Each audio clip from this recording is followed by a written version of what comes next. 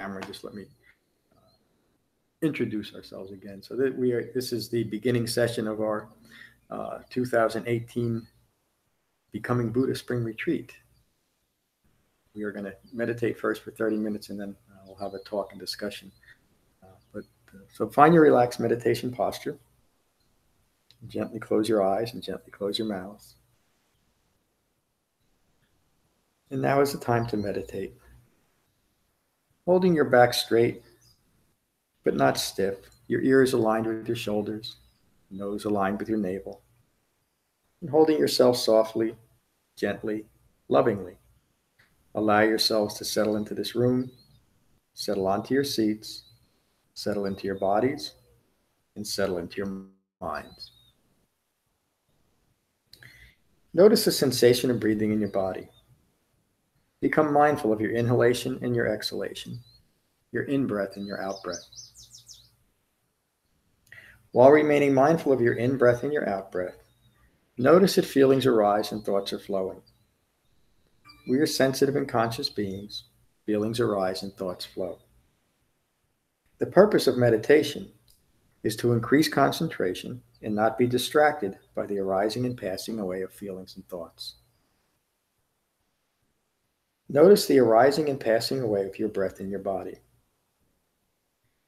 When you find that you're caught up in your thinking again, simply acknowledge the distraction and return mindfulness to your breathing. Relaxing your thoughts, remaining mindful of the arising and passing away of your breath in your body. And we'll continue to meditate for 30 minutes with callbacks every 10 minutes.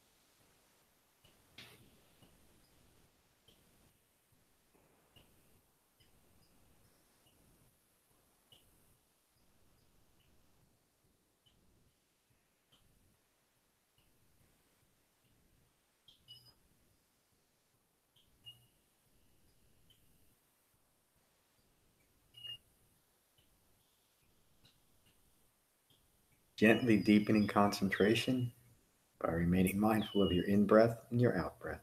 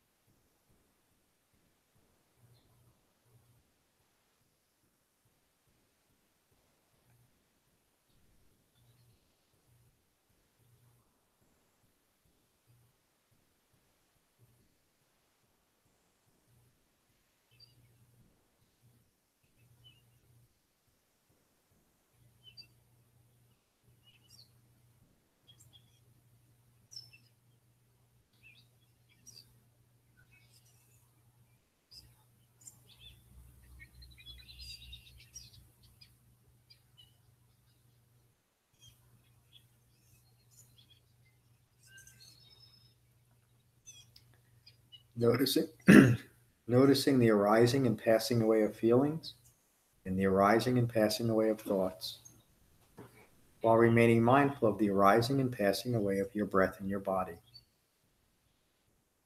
And we'll meditate for 10 more minutes.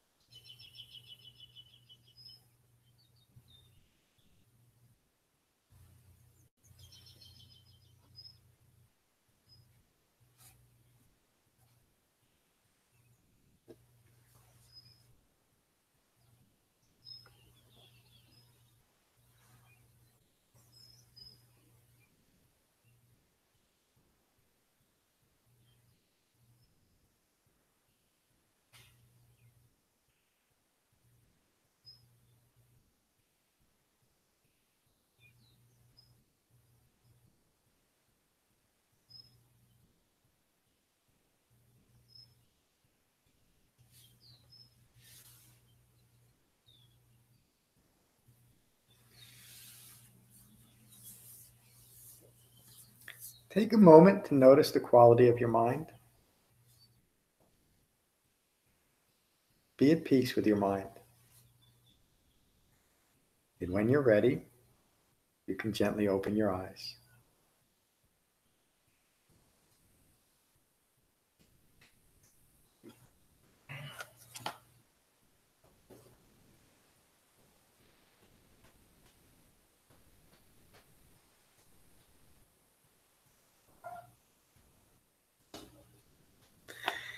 Kevin, welcome. I'm glad you made it.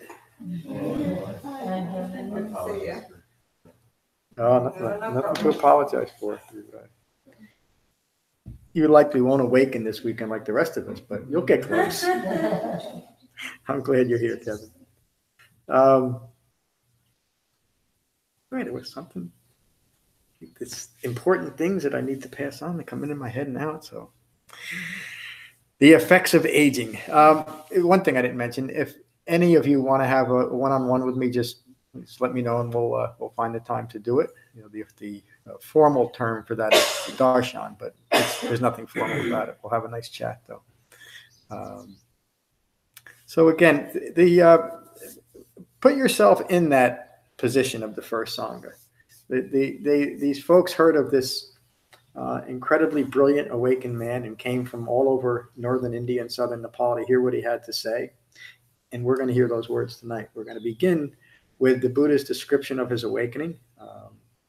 And then we're going to get into the suttas that describe becoming. I'm not going to read much of the introductions because it's in the book. Did everybody bring your copy of the book, Becoming Buddha? So if you want to read that, and I encourage you to read the introductions, we don't need to go over it. The introduction in the Nagara Sutta places a lot of emphasis on explaining what the bodhisattva or bodhisattva ideal is and the difference between that path and what the Buddha taught.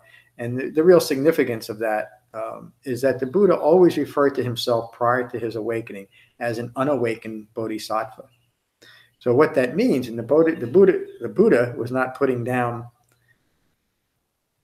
what a bodhisattva means. He was just simply pointing out the difference between a human being who is imbued with great compassion, but lacking the wisdom of Four Noble Truths. And that's what the Buddha means when he says, when I was an unawakened bodhisattva.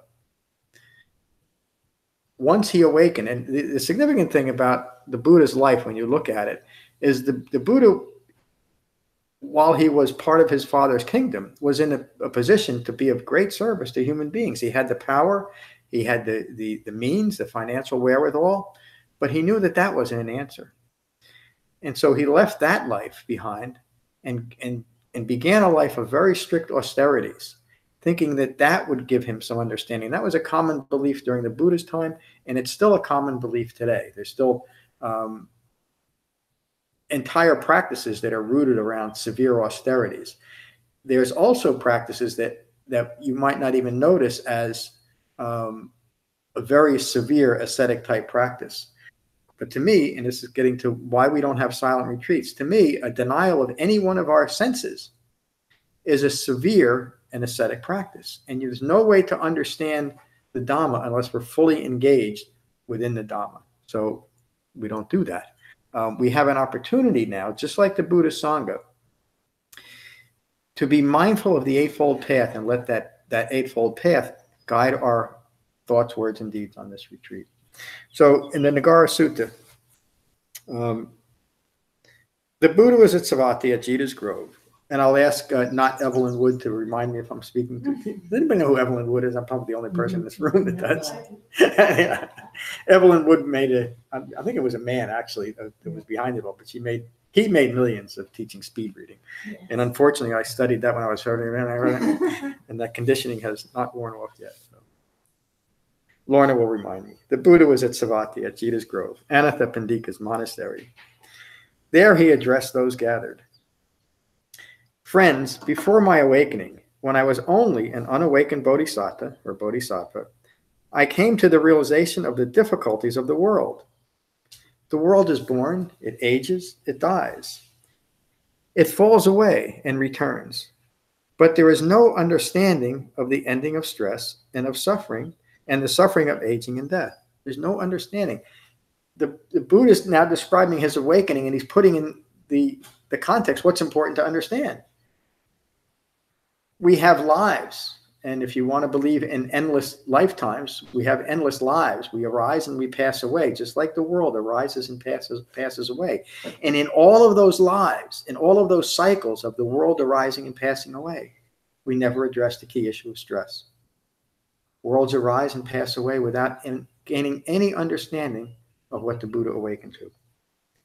And then he says, describing his awakening, the thought process he was going to, when will the world understand the cessation of stress and suffering from aging and death? Now he's talking about physical aging and death, but he's also talking about the constant reinforcement of ignorance in our own mind.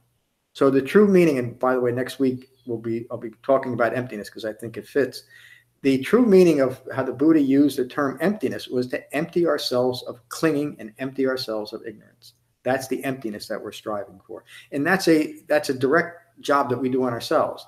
We empty ourselves of our ignorance, literally. As we find it arising, we recognize it and we put it aside. And that's how we empty ourselves. And we need a well-concentrated mind, and we need the refined mindfulness of the Eightfold Path to see that happening. When will the world understand the cessation of stress and suffering from aging and death? Then I had the thought, what initiates aging and death? What is the requisite condition that aging and death are dependent on for arising? Now he's talking about dependent origination. From my appropriate mindfulness, such an important line, appropriate mindfulness. The Buddha is not talking about just being mindful. Appropriate mindfulness. What is he talking about? It's mindfulness that is focused in a way that can see the arising and passing away of all phenomena. Appropriate mindfulness. From my appropriate mindfulness came a breakthrough of understanding. From birth as the requisite condition comes aging and death. From birth as the requisite condition comes aging and death. So how can we avoid getting born? Buddha teaches. Then I had the thought, what initiates birth? What is the requisite condition that birth is dependent on for arising? From my appropriate mindfulness, there's that line again. We're going to learn more about appropriate mindfulness through the Satipatthana and the Anapanasati Sutta. From my appropriate mindfulness came a breakthrough of understanding. From becoming, and in my translation of this, in parentheses is the word ignorant. From becoming ignorant, remember that word is in parentheses, as the requisite condition comes birth. From ignorance. Now the Buddha is in a tangential way talking about physical birth, but in the context of the Dhamma, it's ignorance giving birth to what? Another ignorant moment. From my appropriate mindfulness came a breakthrough of understanding. From becoming ignorant as a requisite condition comes birth of another moment rooted in ignorance. And this is what we all, from our own conditioned thinking, rooted in ignorance, is what we give birth to. And as we develop the Dhamma, we can recognize and have a direct experience of that process. We know that we're doing it. And when we know that we're doing it, when we can see it arising and passing away within ourselves, then we can bring it to cessation. And nothing else. I can't see. It's bad enough for me. I can't hardly see it without the glasses. From that single understanding of our own contributions to stress because of our minds rooted in ignorance of four simple but noble truths, we create all the suffering in our lives. And if you want to believe in one life to the next life to the next life, that's what we're giving birth to in each moment. But the important understanding, and we may or may not get to karma and rebirth on this retreat, to understand about that is not what I might be born as in some future life. The Buddha wasn't concerned about that at all. What am I giving birth to in this moment? And now remember, this is the Buddha describing his own awakening process, and he's describing it in such detail that we can integrate this whole process in ourselves. We can see the same awakening process through the framework of the Eightfold Path. That's why he taught the path, to have the same exact experience. Okay, I'm passing over a little bit of my commentary. The Buddha continues, then I had the thought, wait a minute, I think I skipped over too much. No, I didn't. I just have to put this in context. In the 12 links of dependent origination, there's a reference to Namarupa, or name and form. I think it's a third or fourth link. Namarupa is the Pali word. Name and form is what it means. And it simply means that I have now identified myself with this form. I've given this form a name. This is John.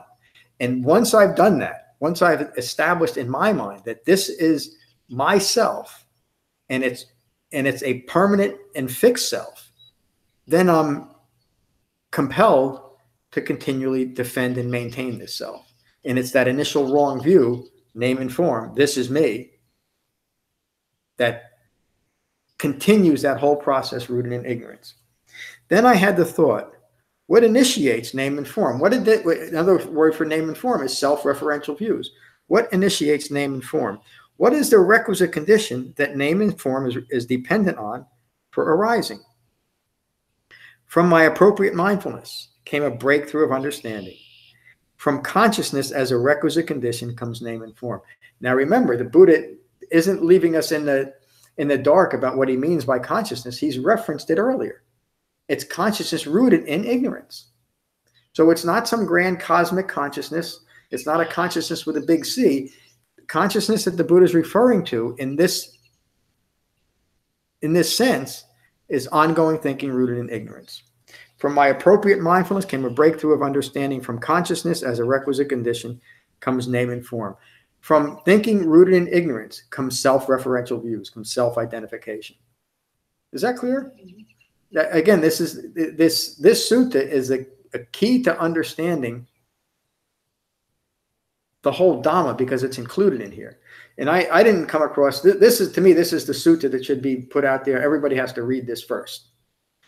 Because it was many years studying the Sutta Pitaka that I came across the Nagara Sutta, and it floored me. It literally took me weeks just to integrate what was presented here because it's so profound and so deep. And like any of the Buddhist teachings, it's in the overall context of dependent origination and Four Noble Truths. But this is a sutta that we can all awaken on if we get it. We don't have to. But this is one of the most profound suttas that the Buddha ever gave. Skipping forward a little bit. Then I had the thought, what initiates consciousness? What is a requisite condition that consciousness is dependent on for arising? From my appropriate mindfulness came a breakthrough of understanding. From name and form as a requisite condition comes consciousness. Now, wait a minute. Didn't he just say consciousness begins getting name and form? And now he's saying, wait a minute, it's name and form that starts consciousness, that initiates consciousness. Sounds pretty confusing from an awakened human being, isn't it?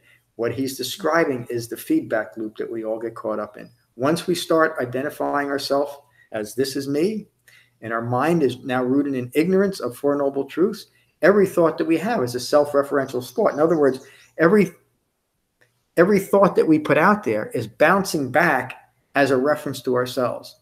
I like this, I don't like that. I want this, I need this. I don't want this, I don't want any. It all initiates in this feedback loop of consciousness reflecting on what I think I am. And remember, what I think I am is rooted in ignorance. I don't know what I am. That's the Buddha's meaning when he used the term anatta. Again, one of the most misunderstood terms. The Buddha used a common word during his time that was used to say there's no such thing as a self, but he used it only as a convenience to point out the wrong thinking in that word. The Buddha used the term anatta to say what you think of yourself does not constitute a self. Those views do not constitute a self. They're not a self. They're anatta. That's what the Buddha is describing here.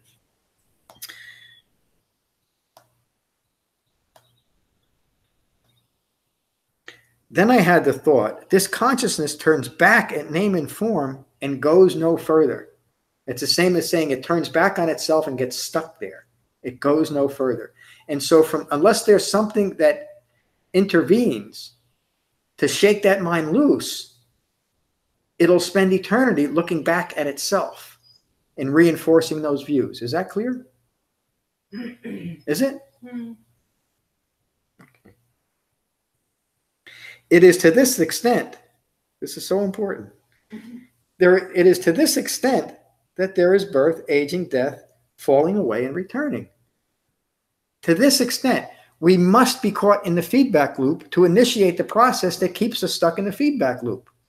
And so as in a physical world, in order to continue that, it's required to have a physical experience of it, isn't it? We are not a mind separated from the body. We are a mind immersed in the body. And that's how we have the experience of ignorance.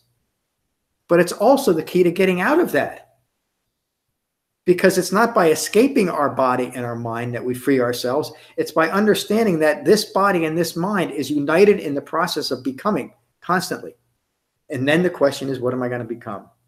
And that's the question we should ask ourselves in each and every moment, and not to the point of distraction.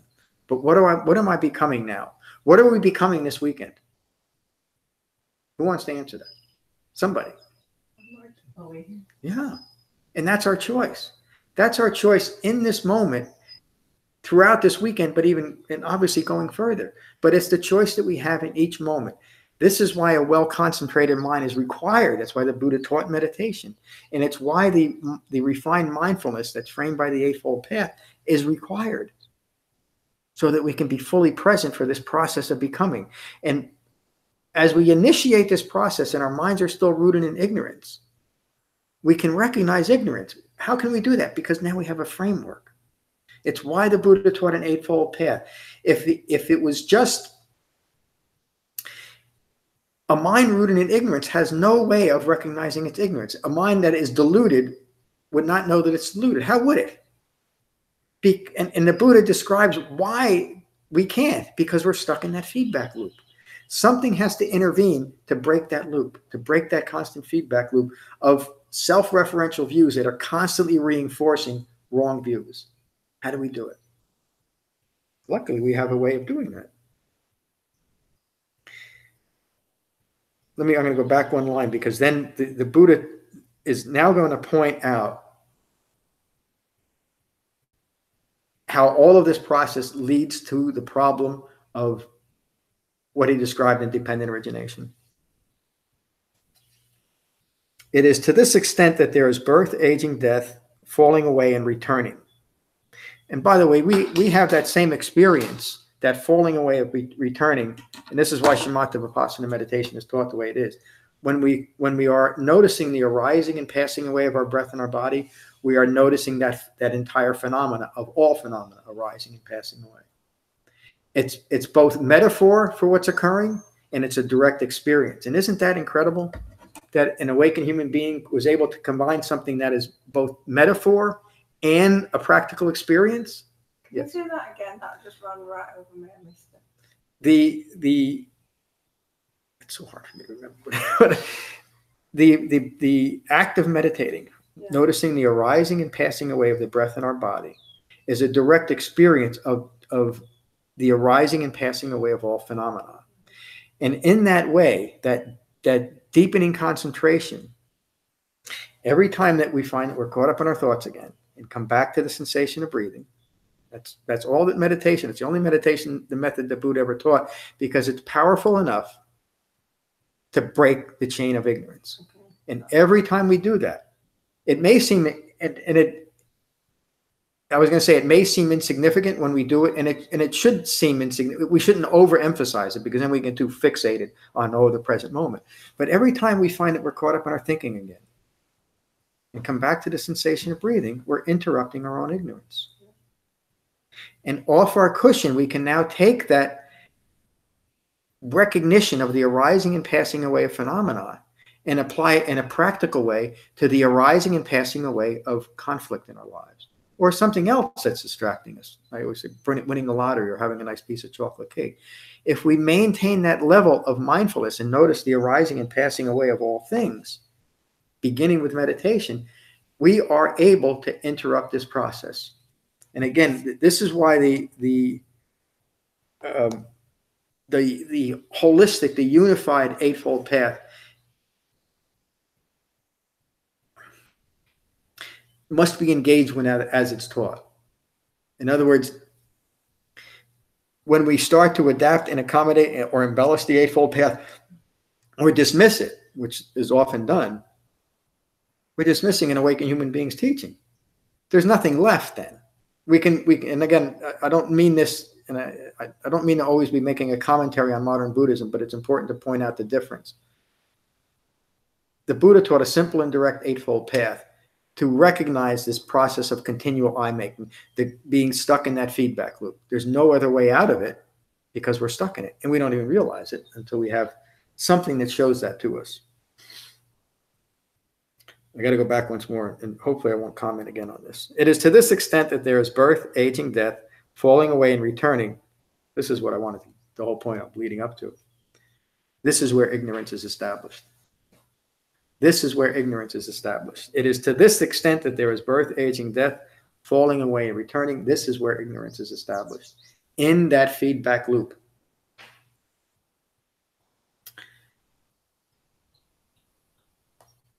Name and form, meaning self-referential views, is a requisite condition that brings consciousness, and consciousness is a requisite condition that brings name and form.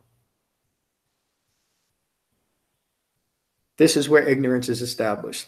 Name and form is the requisite condition. Self-referential views is the requisite condition that brings consciousness, and consciousness is a requisite condition that brings name and form. Another way of saying that is thinking rooted in ignorance is the requisite condition that brings name and form. Self-referential views feeds on wrong views, and wrong views is supported by self-referential views. Then I had the thought, the sixth sense base, meaning the five physical senses and that ongoing thinking, consciousness rooted in ignorance, is dependent on the condition of name and form, dependent on self-referential views. This is the origination of the entire mass of suffering. Has everybody followed me to this point? It's not all that complicated, is it? And we can see this process in ourselves. And we can also see it, and we had an interesting conversation. When you start understanding it, sometimes it's easier to see this ignorance in its grossest forms in other people. But as we develop a more subtle understanding of ourselves, we see it in ourselves constantly. We see the arising and the passing away of ignorance. Yes. So is he saying that before we got the consciousness and we were little babies and we touched something or tasted something, before we had the reference of ourselves, we were just experiencing it without any referential views?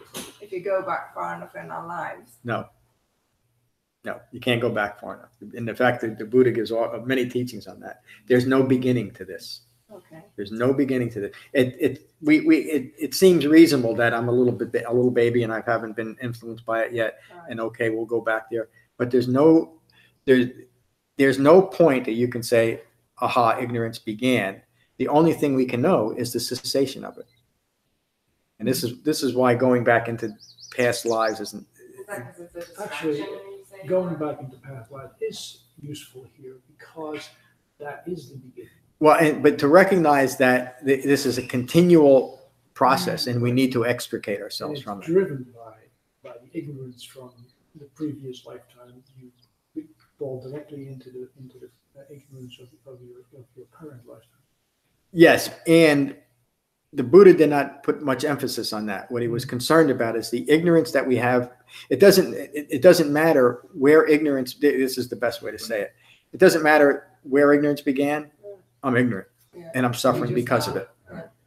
Because if you think about trying to figure out the beginning is the same as trying to put blame on why I feel bad. That person did this to me, so I feel this way. It's the same thing. It's the same thing as what Vajragota was doing. It's still trying to find a self-reference to phenomena that's just arising and passing away. And by the way, ignorance is part of those phenomena that arises and passes away continually. It is the ongoing stress that we're just realizing how debilitating stress is to our health. That is the underlying stress. It's the continual maintenance of ignorance that literally destroys ourselves. It takes some people a little bit longer than others, but we now know that the underlying cause of many medical conditions is stress, and we don't even realize it. Why? Because we're ignorant of it. It's an aspect of ignorance to create these very powerful. And it's the more I see this, the more profound it is, the extent of ignorance, and how ignorance requires continual ignorance of its own ignorance to continue. It sounds crazy, doesn't it? But those are the scenarios. That's I making. I do things so that I can ignore my own ignorance. And in doing so, I create tremendous ongoing stress in my life, whether I realize it or not. Now, I might have created the type of life where I don't have to even notice it. In other words, I might have set myself up as a powerful person or a very wealthy person, or a situation where I can just lay along on a beach forever. And so I never have to really recognize the suffering that I've done, that I'm in, and the scenario that I created, so I don't have to recognize it. But we all do that on very subtle levels until we find a way, something shakes us loose enough to say, you better look at this. What's wrong with my life? Me. But not in a way that we should blame ourselves, because that's just self-referential. What's wrong in my life is ignorance. But ignorance of what? It's not a general ignorance. None of us are ignorant people. The Buddha never said that human beings are ignorant. He taught that we are ignorant of the way things truly are, though. Four Noble Truths. So the whole path is allowing you to see how you're hardwired. That's a good way. Yes. And seeing it directly and having a direct experience. When it was a good idea to be a caveman running away from something in the dark, that doesn't really exist anymore. But that caveman didn't have any way to deal with that world he was creating to protect himself when there was really nothing there. Yes. Yeah. Would someone please turn the light on just so I can see a little better? I mean, it probably seems plenty bright for you in here, but is that okay? Yeah. Okay. Thank you. I think it was our first retreat, and it was our friend Kevin, not Kevin that's here. I think it was him that brought this up. I was talking more about the not self characteristic, and so when we first hear of that, it sounds like annihilation. So what's going to happen to me if there's no such thing? There's no self here. And the question was put, well, what happens if you're walking on the train tracks and a train is coming at you? And the implication in the question was, well, there's no such thing as a self, and I shouldn't be concerned about me, that you just let the train hit you. That's foolish. And in fact, if that happened, there's no opportunity for awakening, is there? You're gone. So the answer, when you're standing on the train tracks and the train is coming at you, take 2 steps to the right. Makes sense, doesn't it? Instead of standing here saying, I believe in the Dhamma. What good did it do you? That's annihilation, isn't it? Those kind of thoughts. So there's a reasonable fear that we should all have. That's part of preserving ourselves so that we can awaken. When the train's coming at you, get out of the way. But sometimes, and we don't know when the train's coming at you, look at poor Bahia. The cow got him right after he awakened, but luckily he awakened. We don't know. There's a usefulness to understanding our environment. But as the Buddha teaches, fear is stress. And a mind that is rooted in ignorance is in constant fear. We don't recognize it, but another word for that constant fear is stress, because I need to maintain myself. And I'm afraid that I won't be able to. Or I'm afraid that I won't have the things that I need to maintain myself. And again, that's that underlying stress that gnaws at all of us. But it's also, we have here this weekend and in these teachings, a way to recognize it and simply let it go. Simply abandon it. Let me finish this. We may not get to the other suttas tonight. But, well, you just skipped to the next thing, which is that the 6th sense base. Yes, that's where it starts. Yes. Then I had the thought, the sixth sense base is dependent on the condition of name and form, dependent on self-referential views. This is the origination of the entire mass of suffering. So what's the Buddha pointing out? It's through this ongoing consciousness rooted in ignorance that we're now interpreting things coming through our physical senses. We're physical beings. And if that interpretation is rooted in ignorance, the resulting perceptions and assumptions that are made from that, fabrications, are themselves rooted in ignorance. They can only reflect ignorance. They can only reinforce ignorance. And we're using our physical senses, including that consciousness, to continually reinforce name and form and consciousness. We're stuck in the feedback loop. And it is through these senses that we continue to reinforce it. But our senses are not the enemy. They're simply the vehicle that ignorance is using to continue its own ignorance. So it's at that point of contact that it's so important to. That's why I say in each moment it's an opportunity to become awakened if we're able to practice restraint through concentration. I'm sorry, Matt. No, that's in that way. These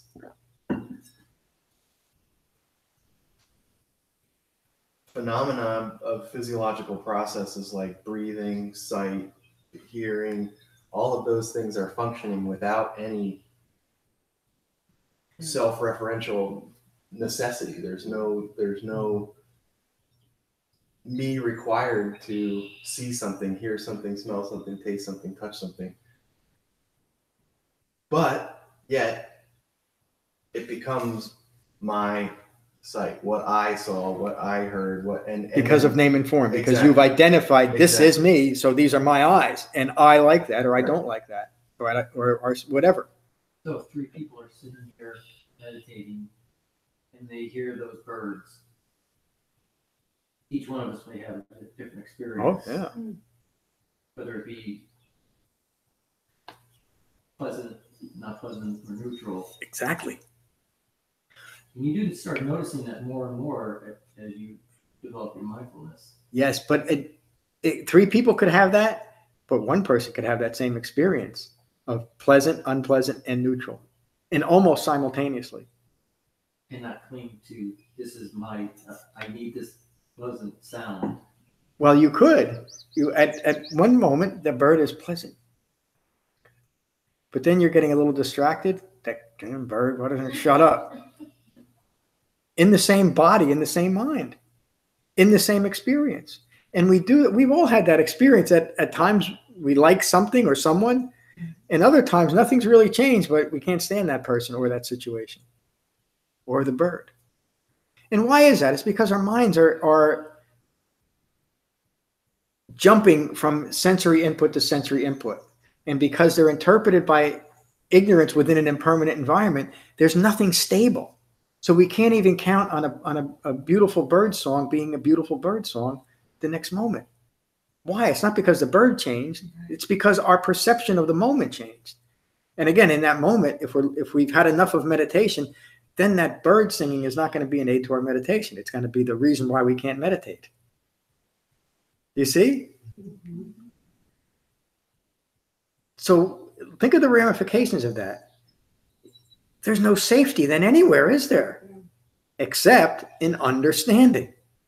And it's in understanding the ever-changing nature of the bird call that we're able to understand the ever-changing nature of everything, including the ever-changing nature of our minds. And then when we can truly be present, an awakened human being's mind is not fixed at any point.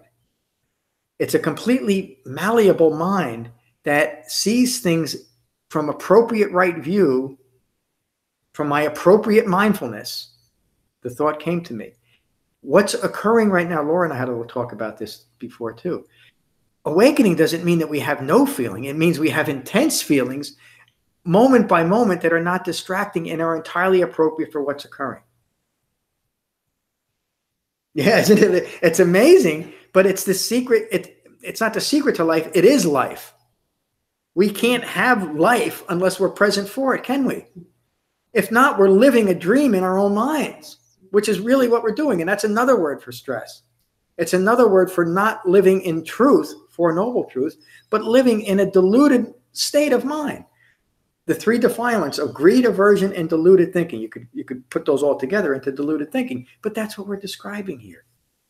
But we're also describing a process of recognizing it and abandoning it, and developing a mind that is at peace no matter what birds are singing and what aren't singing or whatever's occurring. And it's a mind that is non-discriminating from a self-referential point of view, which is why everything is okay, because I don't need it to be any different anymore. I'm no longer identified as something that has to rule my world. I'm simply in a process of becoming. And I'm at peace with what's becoming because there's no me in it. Isn't that remarkable? And isn't it remarkable that a human being was able to figure this out on his own? I mean, I sure couldn't do it. But then he took the time. The last 45 years, an awakened human being could have just said, man, I got it. I'm good to go. But he had that compassion. Remember, he was an unawakened bodhisattva before he got this. He wanted to help people, but he never saw himself as a savior. And he knew that this was not a salvific thing that he was teaching. He knew the work that individuals had to put into it. But he spent the last 45 years of his life teaching anyone that would listen. And to me, the most remarkable thing, you heard me say this over and over again, is those teachings are still present today. And his words, you've just heard them, and you're going to continue to hear them. Was there a question? Yeah, Yes, I have a Jenna. question. So I can't remember how he says it, but in the very beginning when he's asking the question about aging and death and suffering, and how the Dhamma is, I don't want to call it an escape from aging, but it's something release from aging? Yep, release is the word. Release from. So if there's no me in the past and there's no me in the future, that's how you escape.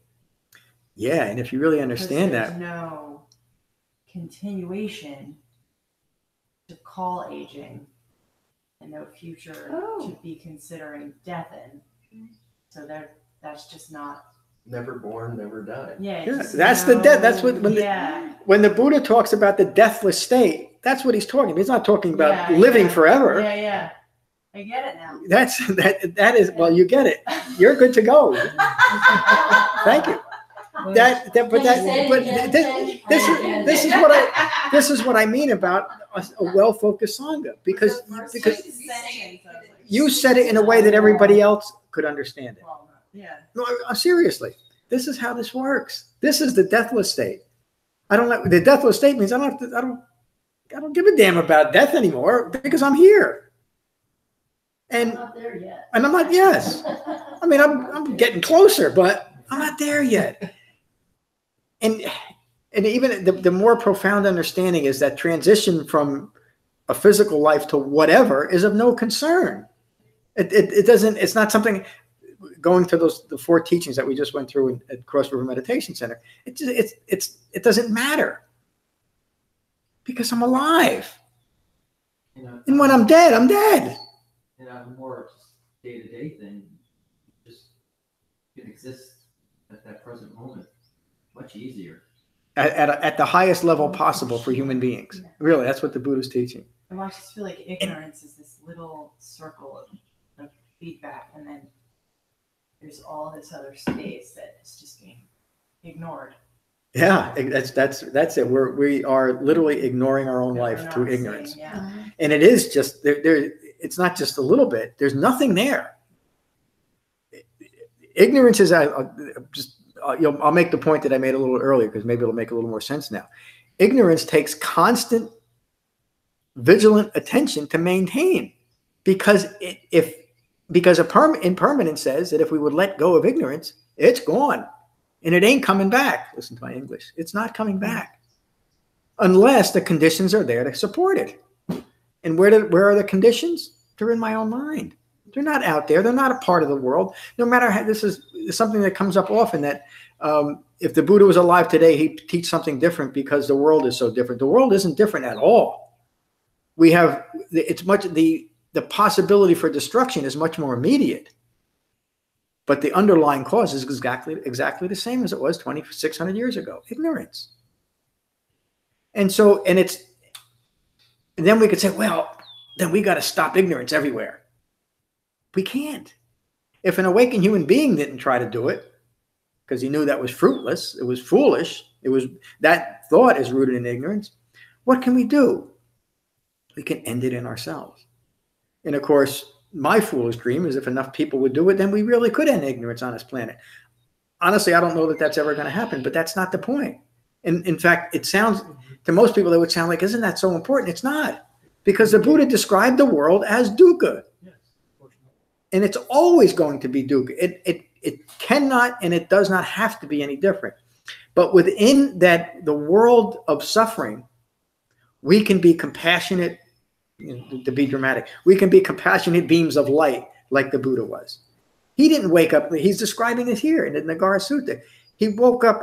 Now I have to get to the Loka Sutta because it kind of captures. But he saw that the inherent and inescapable suffering in the world. And he didn't say, F it. He said, I know how to end that. I know how to change our thinking so that we don't have to be caught up in the suffering of the world. It's still there. There's still sickness, aging, and death in each and every one of us, no matter where our thinking process is. We are still subject to not getting what we want and getting things that we don't want. This is how the Buddha describes suffering. But if there's no me there, it doesn't matter. Then I'm just in the process of experiencing this. And I can tell you that the most remarkable thing that I've learned about my life is to be in it. Now, most of you know my history. I spent the first 212 years of my life trying to not be in it in every way possible, including gallons of vodka every day and pounds of pot and ounces of cocaine and a little bit of junk put in. And none of it got me out of it. I'd wake up the next day and damn it, I'm still here. I'm still stuck in this. Need another drink, or I need another argument, or I need more TV, or another round of golf, or more exercise, or more food, or more sex, or more this, or more that. A self-referential ego self is insatiable. And it's insatiable because it needs to keep maintaining itself. And it maintains itself through what? Through objects, events, views, and ideas. It becomes so enamored with its own thought process and the things that it acquires that it cannot let them go because it's all that it has. And so whether you're someone like me that found true happiness in the bottom of a vodka bottle, I'm kidding, and identified with that, or you're someone who found true happiness in having the greatest career in the world or the most power in the world, you're stuck in ignorance, no matter what the experience of it is. How do you get out of it? An eightfold path. It's the most gentle path we can put ourselves through. Was it me and Lorna talking on the way up? Awakening is the most gentle thing we can do. It seems harsh at first. But the most harsh thing we can do is to maintain ignorance because we're maintaining dukkha. It's up to us. I want to get through this, but maybe I'll finish tomorrow. I don't want to rush through it either. So there's some more, some of my comments in here that are good to read, but I'm not going to. But you may later. So then the Buddha continues. He's describing how he awakened. And this, pay attention because this is how we are going to awaken, either tonight or tomorrow. Kevin's going to have to wait. We get a refund? I think Kevin's closer than any of us. I think. So the Buddha's words, he's describing his awakening. Vision arose, understanding arose, knowledge arose. These are things that we want to acquire. And you use the word escape. It's okay to say escaping suffering, because that's what we're doing. The Buddha is describing his awakening process. Now, vision arose, meaning he's seeing things clearly. Vision arose is the same as saying I acquired right view. Vision arose, understanding arose, discernment arose, knowledge arose, illuminating insight arose within me with regards to things never known before. This is another one of my kind of key points. It's often said that the Buddha just discovered a path that has always been here. Well, listen to his words. These are things never heard before. Then I had the thought, what is the condition that cessation of stress, of aging, of death is dependent on? From my appropriate mindfulness, I love that line, came a breakthrough of understanding. From the cessation of the birth, my words, of ignorance. But remember that that's the context that the Buddha is teaching. The idea of becoming, it often didn't have a modifier or a qualifier. It was just left as becoming. But we have to know the context. So the Buddha is talking about ignorance here. From the cessation of the birth of ignorance as the requisite condition comes the cessation of the stress of aging and death. From the end of ignorance.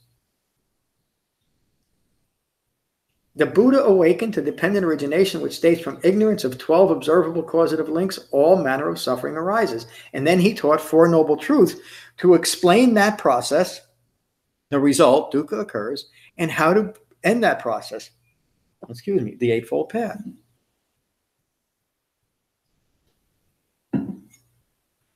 From my appropriate mindfulness came a breakthrough of understanding. From the cessation of consciousness, thinking rooted in ignorance as a requisite condition, comes the cessation of name and form. So both of the ends of that feedback loop, or the container for that feedback loop, fall away when we recognize and abandon ignorance. It is ignorance that is required to maintain this feedback loop of continued ignorance, which is simply another way of saying we create these great strategies, these powerful strategies to ignore our own ignorance. That's the feedback loop. That's this thing that we put ourselves in, and we get so caught up in it, and we're so deluded that we think that this feedback loop is life. But Jen just pointed out, this feedback loop is nothing. It's just, it literally is. The Buddha never said that the world is an illusion, even though sometimes that's ascribed to him. He said that it's like an illusion. And that's a very significant difference, because if it's an illusion, nothing really matters, does it? But it's like an illusion. And we're the magicians. We're playing the trick on ourselves because of our own, from that self-referential feedback loop. The world is like an illusion, and we're the magicians. We're playing the trick on ourselves. But the great thing about that is we can stop playing the game. From my appropriate mindfulness came a breakthrough of understanding. From the cessation of name and form as a requisite condition comes a cessation of consciousness. I have attained this path to awakening. From the cessation of name and form comes a cessation of consciousness. From the cessation of consciousness comes a cessation of name and form. From the cessation of name and form comes the cessation of the sixth sense base. So it certainly doesn't mean that awakening, we no longer have senses, does it? All we have to do is look at an awakened human being, and he didn't lose his senses. We stop using our senses in an ignorant way that causes suffering. Remember, the context of what the Buddha is talking about is bringing ignorance to cessation. From the cessation of the sixth sense base comes a cessation of contact. And again, it doesn't mean that we lose the ability to feel or have contact with the outside world. We simply stop using that contact to reinforce ignorance. From the cessation of contact comes a cessation of feeling. It doesn't mean that we stop feeling, but remember, we'll get into this more in the suttas tomorrow. We use feelings to reinforce name and form, don't we? But from the cessation of ignorance, we stop using feeling, I'm feeling this way and you're to blame for it, to continue to reinforce these ignorant views. Comes a cessation of feeling giving rise to further ignorant views. And that's the context that we must remember. From the cessation of feeling comes a cessation of craving. When I no longer need to feel any different than what's occurring, then I won't crave for anything, will I? I certainly won't need a gallon of vodka to change the way I feel, because I'm not craving to be anything different than I am right now. I am at peace with who I am and what's occurring in my life. The cessation of craving. And at its most deep and profound, it's not craving for a bottle of vodka or a piece of chocolate cake. It's craving for more self-referential views. That's the ultimate thing that we're letting go of. Because that really is, and you could refine that all the way down to being enamored with our thoughts. Because that's really what drives all of this. We so love the thoughts that we've used to create our this life that's like an illusion that we can't let go of it. We can't let go of the magician's tricks. From the cessation of craving comes the cessation of clinging or maintenance. Clinging and maintenance is often taught together because clinging is maintaining ignorant views. We cling ourselves, we attach ourselves. The Buddha often talked about suffering as we join with our suffering, and we literally do that, don't we? We become one with our suffering, and once we do that, another word for name and form, 5 clinging aggregates. Once we do that, we are stuck in a feedback loop. There's no way to get out of it unless we have a way of recognizing what we're in. From the cessation of clinging and maintenance comes the cessation of becoming. Remember, from the cessation of clinging and maintaining comes the cessation of becoming further ignorant. From the cessation of becoming further ignorant comes the cessation of the birth, meaning if we can talk about it in physical terms, but what is most important comes the cessation of the birth of ignorance. We've now taken this process back to its original causation, even though it's not recognizable, and it's unimportant where it began because now we brought it to cessation. And it doesn't matter if we've been stuck in ignorance for 62 years and 9 months or 62 million years, 62 eons. What's the word that's often used? Starts with a K. It doesn't matter. Nah, there's a word that means a lot of eons, but I can't think of it right now. Kalpas. Endless kalpas, which kalpas is, it's described like, I can't, it's too mind bending for even me. My mind is pretty bent, but it doesn't matter how long we've been wandering in samsara. Samsara is another word for wandering around in ignorance. Because now I'm awakened. There's no past. It's almost like, but not entirely like, it never occurred. But it never occurred. It's not a part of me anymore. Nobody in this world can escape life without feeling trauma. Some of it is much worse than others. But simply having a human life, the 5 clinging aggregates, is traumatic. And it conditions us. But we can leave that all behind with one thought. What's the thought? I'm not going to answer that. What's the thought? From the cessation of birth, then aging and death, sorrow, regret, pain, distress, and despair all cease. It's not just physical birth, remember. From the cessation of the birth of ignorance, then aging and death. And again, the Buddha is not saying he's referring now to the reaction to aging and death. I'm worried about getting old. I don't want to get old. I don't want to die. And we do all kinds of things, don't we, to try to put that off. And it's a good, I'm not saying we shouldn't take care of ourselves physically. That's an important part of the Dhamma. But not to the point where we insist that we have to live forever, or we create scenarios where we're afraid of death, because it's going to happen. How can we have a human life right now if we're not at peace with the fact that at some point we're going to meet the cow like Bahia did? And a true understanding of death, a realistic understanding of death, would help us focus our Dhamma practice. Because like Bahia, there's a lot of cows out there. We have an opportunity over the next few days to beat the cow. From the cessation of birth and aging and death, sorrow, regret, pain, distress, and despair all cease. This is the cessation of the entire mass of stress. Then the Buddha says again, vision arose, understanding arose, discernment arose, knowledge arose, illuminating insight arose within me with regards to things never known before. In this way, I saw a timeless path, and this is where people get confused with a pre-existing eightfold path. The Buddha is simply referring to a timeless path, not going into the past, but a timeless path that is applicable throughout time. In other words, it was good a zillion years ago, and it's also good in 2018. It's a timeless path. Because the world hasn't changed. Because the dukkha occurs. That's the problem. That's the description of the world. And so in the Dhamma, we talk about literally leaving the world behind, just like we're doing on retreat. That's why I started the retreat that way. We are creating a situation that allows us to experience what it's like to leave the world behind and yet be fully immersed in the world. When the Buddha awakened, he touched the ground and he said, I have left the world behind. For me, there will be no further rebirths. What he was saying, most importantly, was there's nothing left inside of this awakened human being to give birth to another moment rooted in ignorance. For me, there'll be no more further rebirth. But he's also saying that he ain't coming back anymore. He's done. Another way that he says it is he's put down the burden. He often referred to the burden of wrong views as just that. It's a burden that we carry around with us. We can put down the burden. There's a book that's related more to recovery from alcoholism and drug addiction. The book is called Put Down the Rock. Some of you might have read it.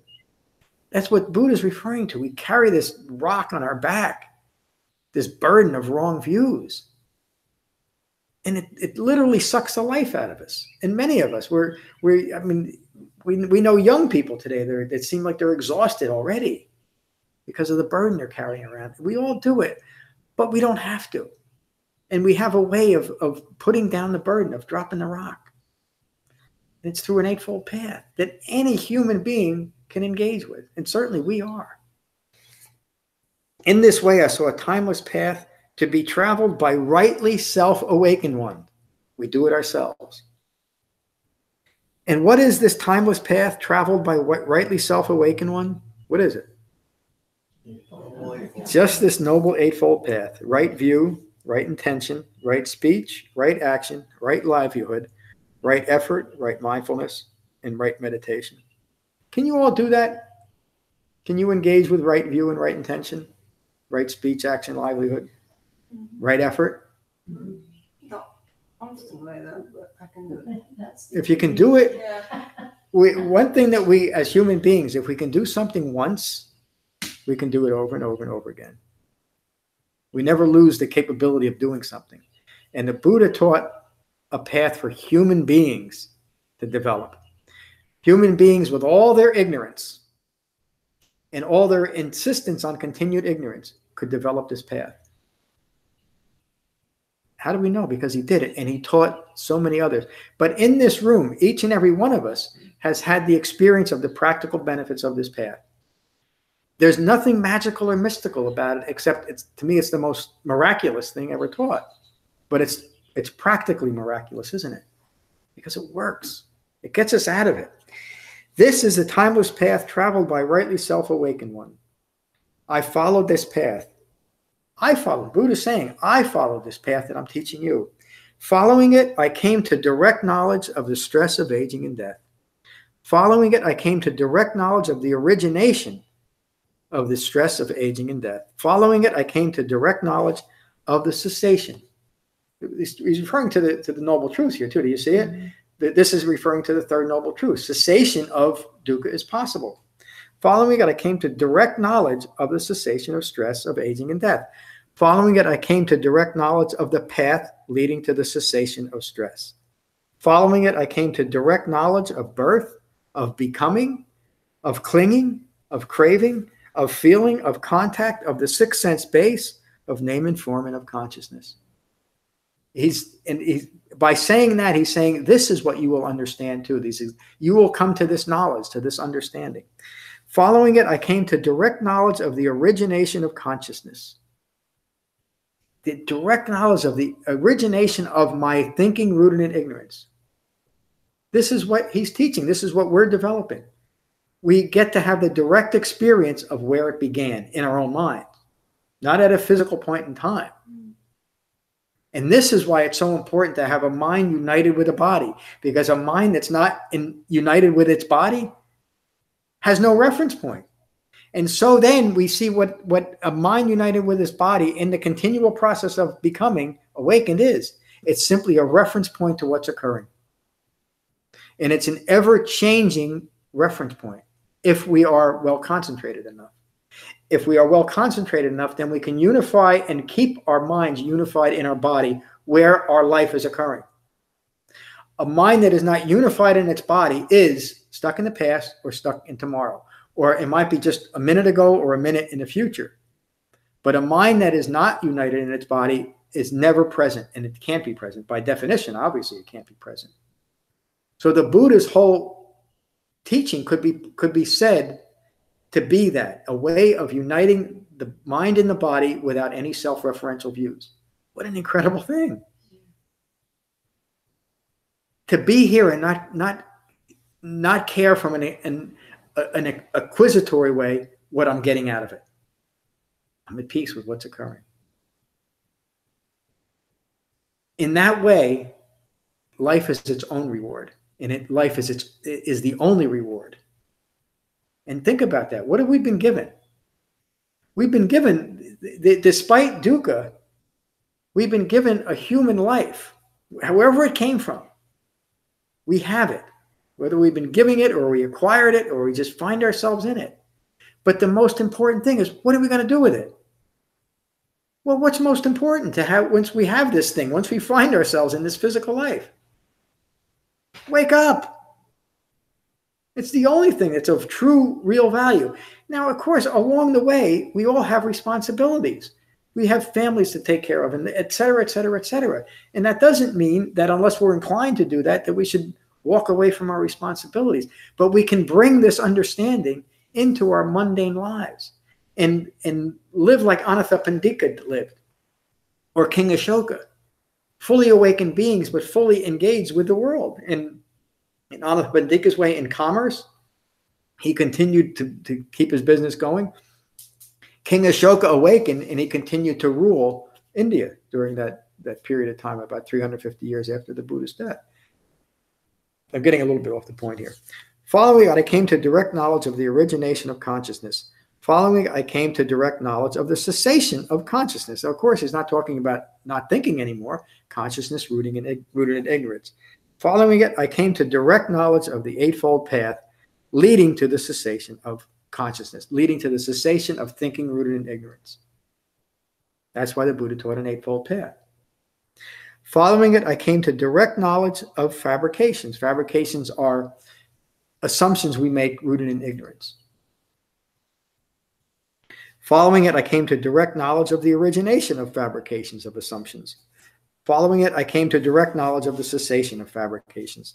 Following this path, I came to direct knowledge of the path leading to the cessation of all fabrications. Imagine not having any fabrications in your mind. No, you don't have any assumptions left about who you are in relation to the world. That's a liberated mind.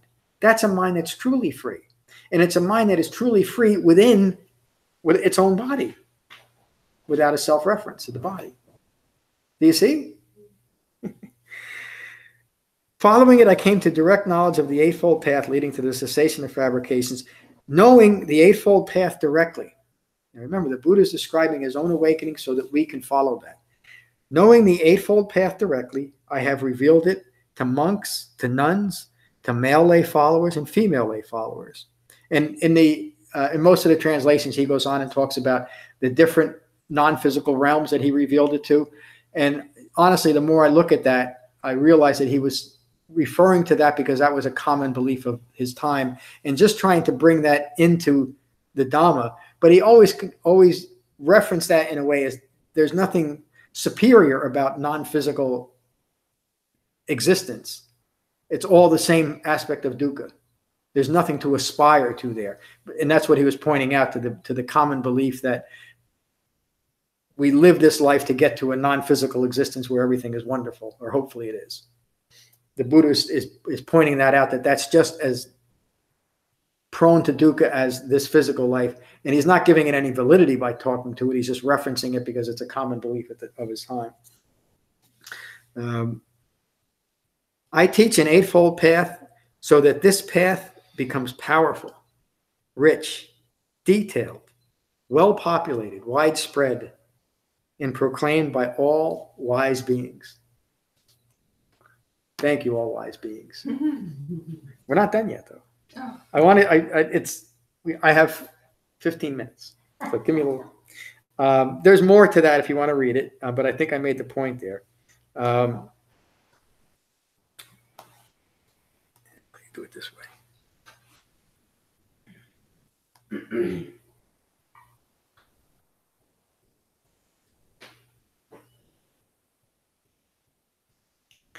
This is from the Loka Sutta.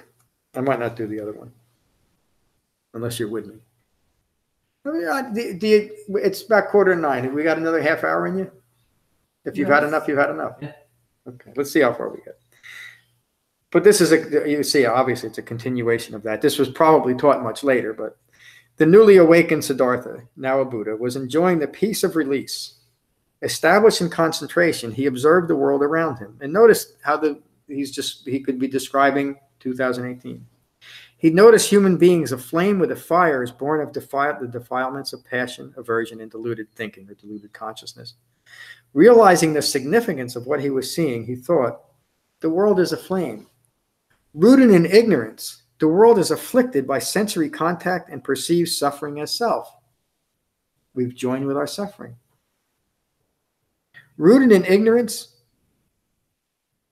it misunderstands self and becomes anything other than self. I'll explain that later if it needs. I think the sutta will explain that. Becoming anything other than self.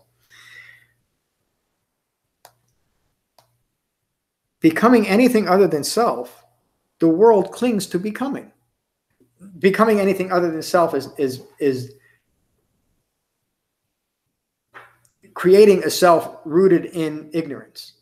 And so now we've created this name and form. Where's my glasses so I can see it?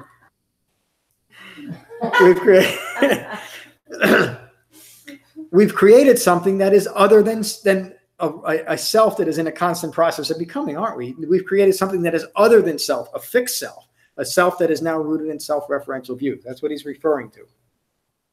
Becoming anything other than self, the world clings to becoming, right? We are now clinging to or insisting on maintaining ignorance, becoming further ignorance. The only way we can maintain that wrong view.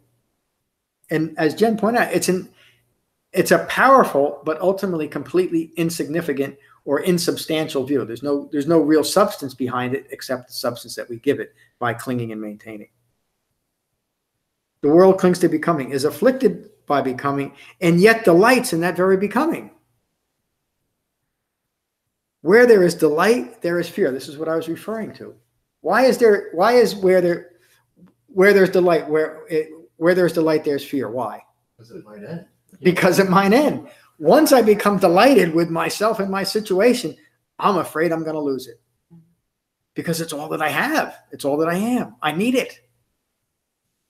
And especially when I create an identity over the things that I have acquired, whether it's a view, an idea, or an actual object, or a person. We've all heard that phrase that we take hostages in relationships. Well, that's what that means. Because we so join with our suffering and attach ourselves to it. We literally become one with our suffering in that way through our attachments.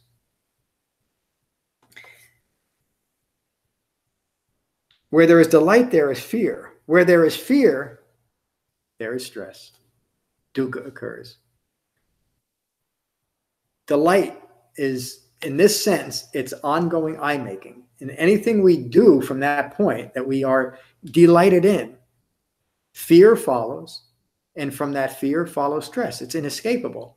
And this is a process that's almost, you can almost say that it's outside of time. In other words, it's not progressive. Delight, fear, stress. It's all happening right now. From that initial point of I-making.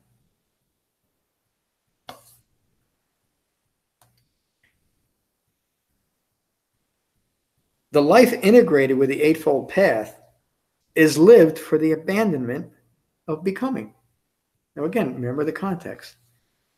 I'll put it in that context. The life integrated with the Eightfold Path is lived for the abandoning of becoming further ignorant.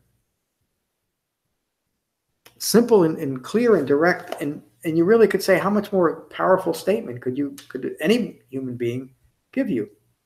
A life integrated with the Eightfold Path is lived for the abandoning of becoming further ignorant. The whole point is to recognize and abandon ignorance. Those that say that escape from becoming is by becoming, meaning continuing the process, are never released from becoming. That feedback loop. And he says, then I declare, those that say that escape from becoming is by non-becoming, meaning annihilation, which is another common belief that after death, and this is still a common belief today, there were those that during the Buddhist time that taught a materialistic or a humanistic, which is how it's often referred to, meaning that we have this one life, there's nothing else, and so you might as well just make the most of whatever you get. It doesn't matter how immoral or moral, what you get, what you do to get that. It's this one life, so there's nothing to worry about. Do whatever you want. Well, the Buddha is saying, and that's the belief in also non-becoming, that there's no result, there's no karma to my actions. And of course, the Buddha is not really concerned about what might happen in a future life, but we cannot non-become in this life. There's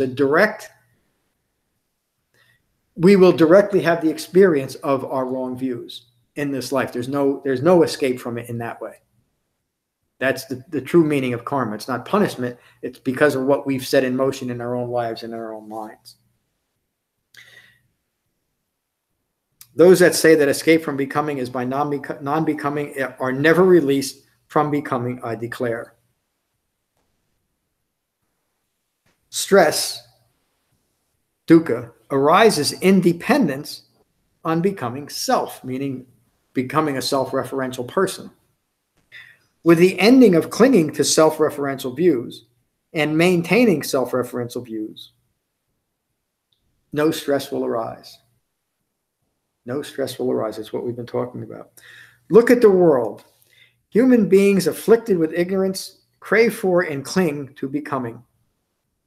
All forms of becoming, anywhere, in any way, are impermanent, stressful, always subject to change. And this is where he's referring to a physical realm and a speculative non-physical realm. He's saying, even if, and not giving it credence, but there's no escape even there. The only escape is solving the problem of ignorance right here in this life. All forms of becoming, anywhere, in any way, are impermanent, stressful, always subject to change. Knowing this, the arising and passing away from right view, craving for becoming and non-becoming is abandoned. From understanding the process of all things arising and passing away that we initially experience in meditation, the arising and passing away of our breath, and we're going to get more into this tomorrow when we get into the Paticca Samuppada Sutta, which is how the Buddha taught, the Satipatthana Sutta. The instruction on noticing first. The first thing the Buddha taught about meditation, the anchor or the cornerstone of his teaching, is notice the breath in your body. Immediately pointing us to the importance of recognizing the phenomenon, the phenomenon of all things arising and passing away. And it's experienced in meditation, and then it's through the Eightfold Path that we're able to hold that refined mindfulness to see it in all things that are arising and passing away. From the abandonment of craving for becoming and non-becoming comes unbinding. We are no longer joined with our stress anymore. We're no longer joined with suffering. We're no longer joined to ignorant views. That's what the Buddha means by unbinding. When he talks about an awakened human being, he describes that human being as released or unbound from clinging to wrong views. And he would also describe awakened profound right view as having a profound and penetrative understanding of dukkha. We understand the Four Noble Truths. That's the ultimate establishment of right view. For those unbound from lack of clinging and maintaining, there is no further becoming further ignorant. They have conquered ignorance. They've completed the task and have gone beyond becoming the self rooted in ignorance. That's the end of the sutta. And that's enough on, I think that sutta really puts those three suttas in the right context. We understand what becoming is. We understand what we have the choice about. And we know that the cows are out there. It's in this moment that we can awaken. But we have to be in this moment. We can't be in any other moment. Awakening doesn't occur yesterday or tomorrow. It doesn't occur outside our bodies. It occurs right here, right now. This is the most auspicious moment that we can ever live.